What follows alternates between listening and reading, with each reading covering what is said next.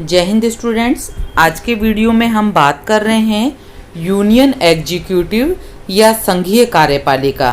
अब देखिए कि संघीय कार्यपालिका जो होती है उसमें राष्ट्रपति, प्रधानमंत्री, मंत्रिमंडल शामिल होते हैं। लेकिन सबसे पहले इस वीडियो में हम बात कर रहे हैं राष्ट्रपति की या इंडियन प्रेसिडेंट की, कि इंडियन प्रेसिडेंट किस प्रकार से कार्य करते हैं, क्या उनकी शक्तियां हैं और उन्हें किस प्रकार से मनोनीत या नियुक्त या उनका चुनाव होता है। सबसे पहले है कि भारतीय राष्ट्रपति देश में प्रधान है और उससे ऊपर कोई भी पद नहीं है। भारतीय जो एग्जीक्यूटिव है उसके प्रधान को राष्ट्रपति कहा गया है। भारत में जो एग्जीक्यूटिव है उसके दो प्रकार के प्रधान होते हैं, एक नाम मात्र का जो कि प्रेसिडेंट है और एक वास्तविक प्रधान है जो कि प्राइम मिनिस्टर है। इस प्रकार से दो प्रधान होते हैं। यहाँ हम बात कर रहे हैं किसकी? प्रेसिडेंट की।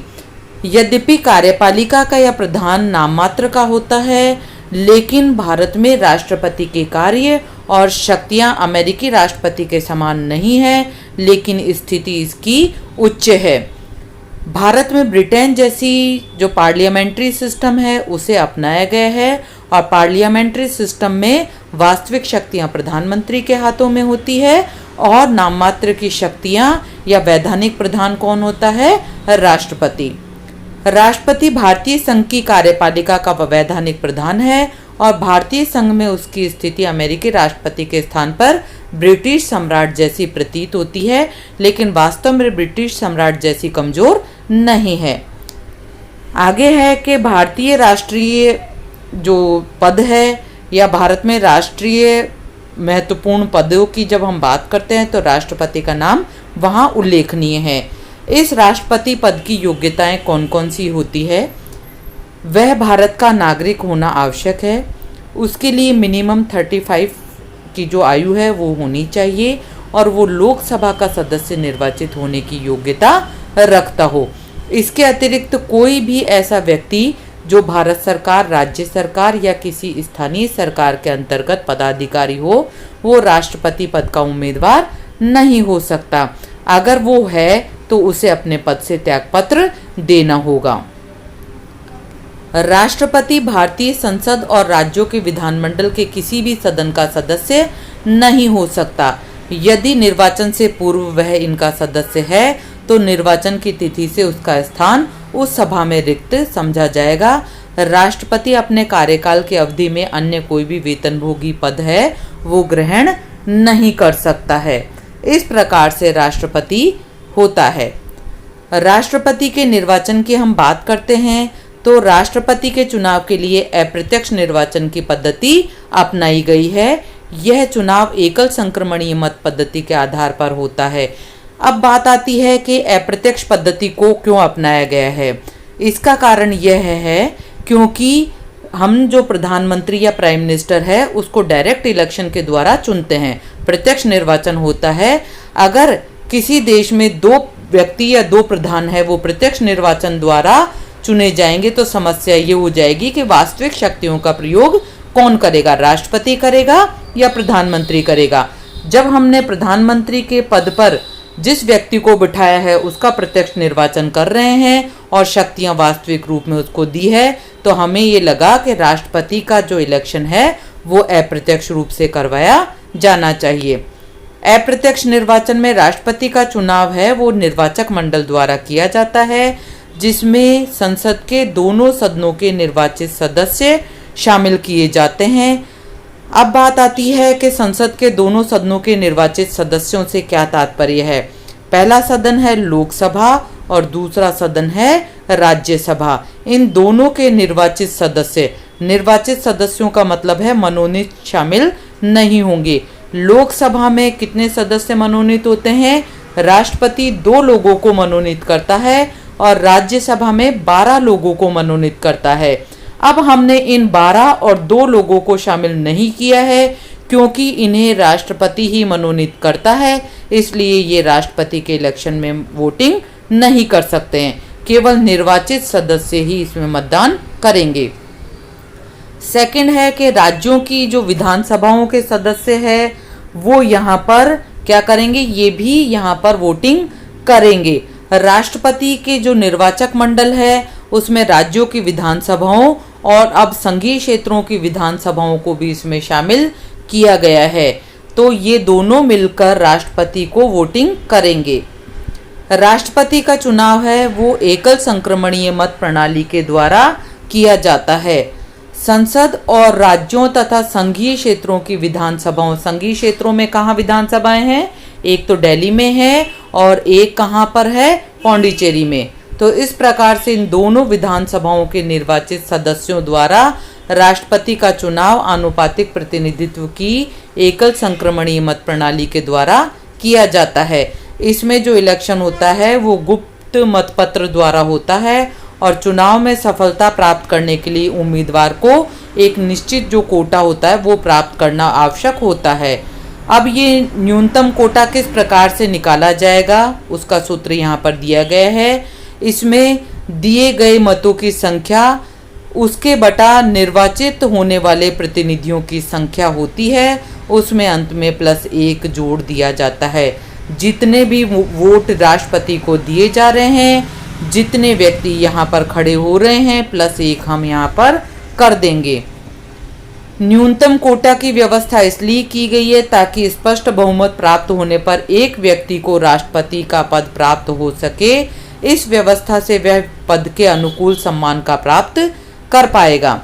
इस पद्धति के अंतर्गत प्रत्येक मतदाता को अपने मतपत्र में उतनी ही पसंद जाहिर करने का अधिकार है, व्यक्त करने का अधिकार है कि जितनी संख्या में राष्ट्रपति पद के उम्मीदवार होते हैं। अगर हमें इसे क्लियर उसमें बताते हैं तो मान लीजिए 5 लोग राष्ट्रपति पद के लिए खड़े हुए हैं।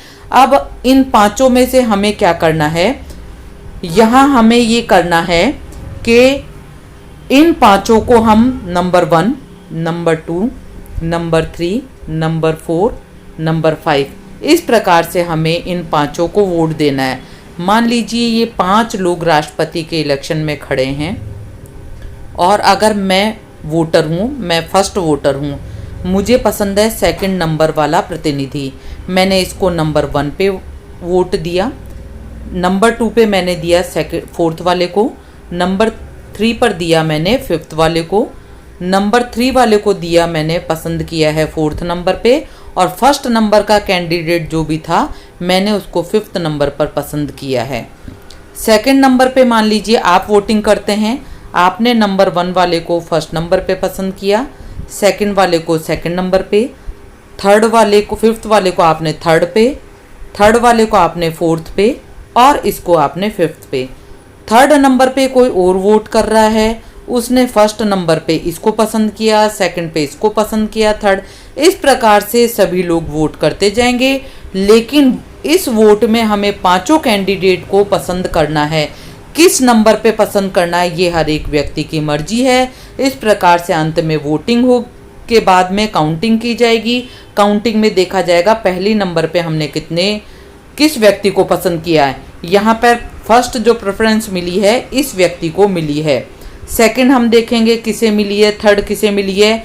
तो जिसको सबसे 1 नंबर पे पसंद किया जाएगा वो राष्ट्रपति घोषित हो जाएगा। उसमें न्यूनतम कोटा प्राप्त करना उसके लिए आवश्यक होगा।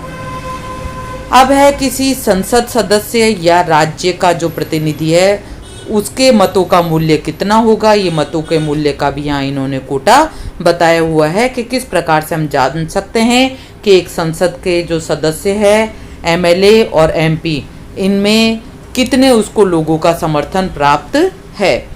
इस प्रकार से राष्ट्रपति चुनाव इन्होंने लास्ट में बताए हैं। जुलाई 2017 में जो राष्ट्रपति के इलेक्शन हुए, अंतिम इलेक्शन 20 जुलाई 2017 को भारत के 14वें राष्ट्रपति हेतु निर्वाचन परिणाम प्राप्त हुए। इसमें श्री रामनाथ कोविंद को प्राप्त हुए हैं, ये विजयी घोषित हुई, और श्रीमती मीरा कुमार जो हुई वो हारी थी इस इलेक्शन में। कोविंद को निर्वाचक मंडल के 65.65 और मीरा कुमार को 34.35% मत प्राप्त हुए। जो कोविंद थे वो भाजपा समर्थित NDA उम्मीदवार थे और UPA की जो उम्मीदवार थी वो मीरा कुमार थी। इस प्रकार से रामनाथ कोविंद थे वो इस इलेक्शन में जीतकर राष्ट्रपति पद उन्होंने प्राप्त किया।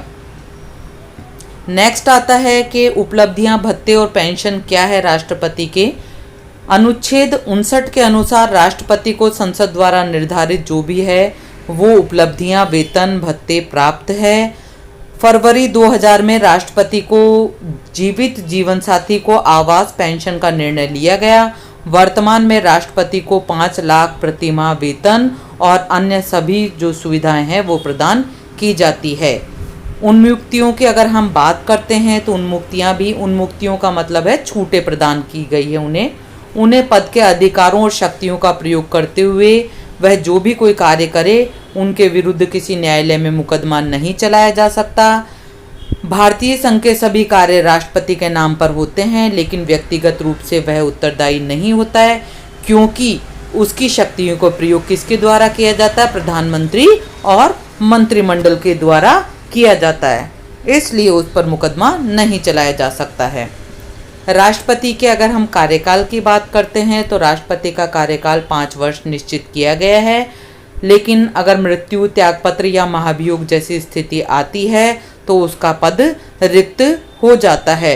राष्ट्रपति का चुनाव पुनः 5 वर्ष की संपूर्ण अवधि के लिए होता है, न कि बची हुई शेष अवधि के लिए। अगर कोई राष्ट्रपति 5 वर्ष के लिए बना है और मृत्यु अगर 1 वर्ष में हो जाती है तो अगला राष्ट्रपति 4 वर्ष के लिए न बनकर वापस से 5 वर्ष के लिए ही बनेगा। नेक्स्ट बात आती है महाभियोग की। महाभियोग का तात्पर्य है कि राष्ट्रपति को किस प्रकार से पद से हटाया जा सकता है। भारत में राष्ट्रपति का कार्यकाल 5 वर्ष है, किंतु भारतीय संविधान के अनुच्छेद 61 में राष्ट्रपति के द्वारा संविधान का उल्लंघन किया जाने पर संविधान में दी गई पद्धति के आधार पर उस पर महाभियोग लगाया जा सकता है। उस पर महाभियोग लगाने का अधिकार भारतीय संसद के प्रत्येक सदन को प्राप्त है। अभियोग लगाए जाने वाला जो सदन होता है उसकी समस्त संख्या के 1/4 सदस्यों के हस्ताक्षर उस पर होने चाहिए। मान लीजिए लोकसभा में ये हम पारित कर रहे हैं तो लोकसभा के सदस्य संख्या के 1/4 सदस्य इस पर साइन करेंगे और 2/3 बहुमत से अगर ये पारित हो जाता है तो ये राज्यसभा में चला जाता है। वहाँ पर भी 2/3 बहुमत से इसको पारित होना अगर होता है तो ये राष्ट्रपति अपने पद से विमुक्त हो जाएगा, उस पर महाभियोग लागू हो जाएगा।